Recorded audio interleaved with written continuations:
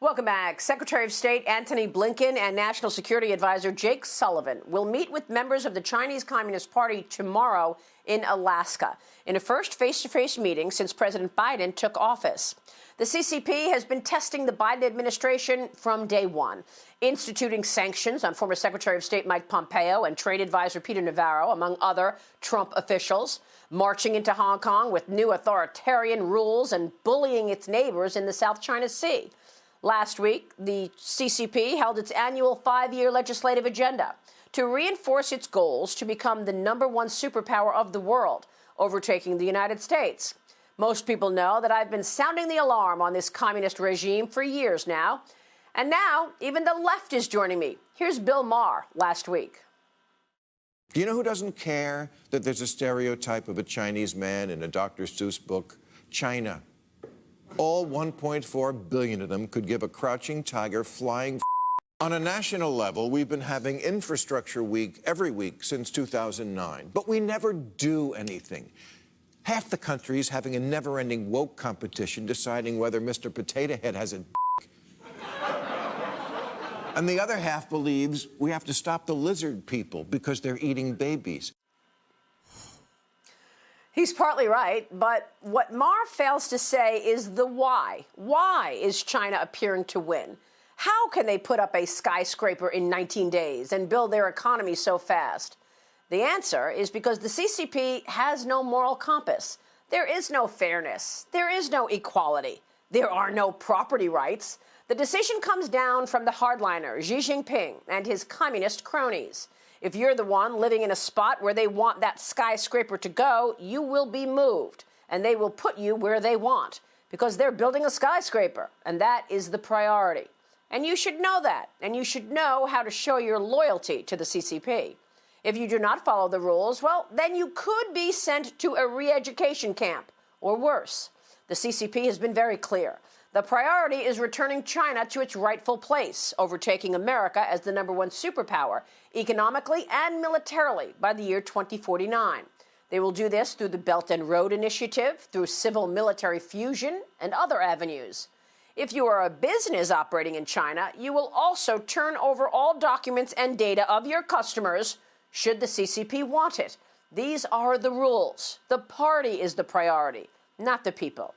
All companies that can be helpful to the military and strengthen the CCP will do as they are told. Civil-military fusion and the new national security laws are central to the communist regime's strategy. If you criticize the CCP, you are subject to jail. If you do not adhere to the rules, you may be disappeared and trashed in the state-run media. We're all still wondering, what happened to Chinese billionaire Jack Ma, the founder of China's jewel Alibaba? He had his gigantic IPO of the Ant Group scrapped, and then Ma himself was not seen publicly for 2 months after making the mistake of criticizing the CCP's financial services rules. We do not know what happened. We do not know if he was learning obedience.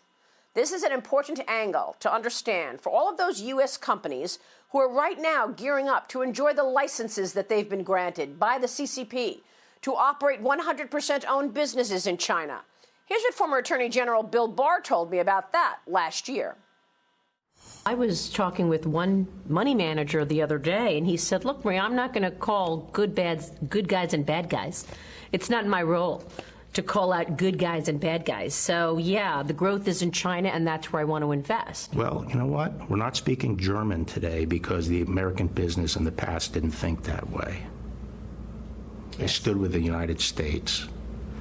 And all the privileges and the benefits and the stability and the rule of law and the ability to profit as they do, both as companies and individuals, comes from the strength of this country. Remember, when operating under communist rule, the foreigner is not in charge. You will never have 100% rule, not under Xi Jinping's leadership. The CCP has become more inward, more nationalistic under Xi than anyone expected during the past 50 years of engagement. The United States efforted a partnership with China during this 50-year engagement. The U.S. and the world ignored China's broken promises and their efforts to steal from the West.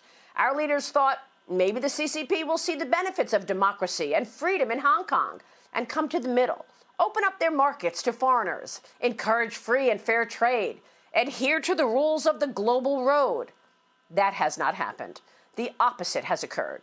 China bullies its neighbors, steals to win, and commits genocide on its people, according to both Secretaries of States Mike Pompeo and Anthony Blinken. The other thing not mentioned by Maher is another reason for Beijing's success. They apparently steal it. The Trump administration tried hard over a 3-year period to get a trade deal that had teeth, one that included the CCP agreeing to stop the intellectual property theft, which has been costing U.S. companies hundreds of millions of dollars every year, now for decades. But the CCP refused to even admit that they were stealing our trade secrets and IP, despite a countless number of lawsuit settlements in plain sight between U.S. and Chinese companies over IP theft. How can you get them to stop stealing when they won't even admit to doing it? Hopefully, the Biden administration understands all of this and will not allow Beijing to continue taking advantage of the U.S. and the free world. Otherwise, the CCP's strategy of rob, replicate, and replace will continue to worsen. And yes, Bill Maher will be right. We will have lost to the China empire, or more precisely, democracy and freedom will have lost. And the result will be felt by all Americans. Do you really believe that your children and their children will have the same opportunities that you had growing up in a world where the Chinese Communist Party is the leading superpower of the world? Where surveillance and a government-issued personal score will dictate whether or not you can even board a train? This is why the entire free world should want to stop the Chinese Communist Party from winning, from taking over. The sooner corporate America gets the memo, the better. The sooner our largest companies stop putting profits ahead of national security risks, the better.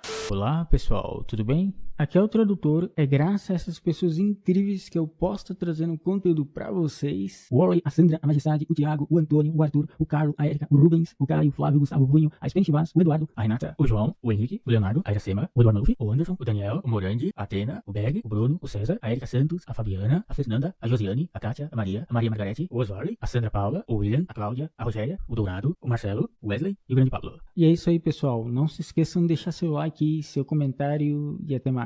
Fui! Grande abraço.